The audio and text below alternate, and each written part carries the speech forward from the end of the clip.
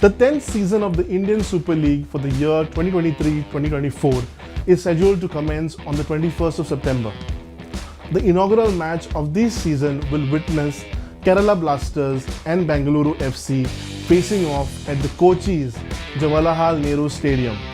This year, people will get to see an I-League club making its way through promotion. Punjab FC, earlier called Round Glass Punjab, have been promoted to the top tier of Indian football after winning the I-League last season.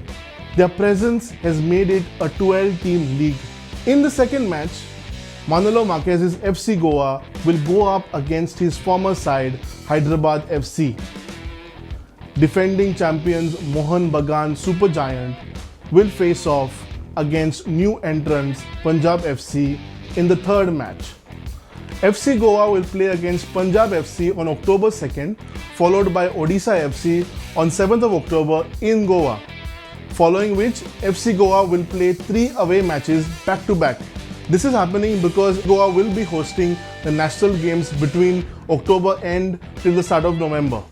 Here's a look of the match schedule of the first half.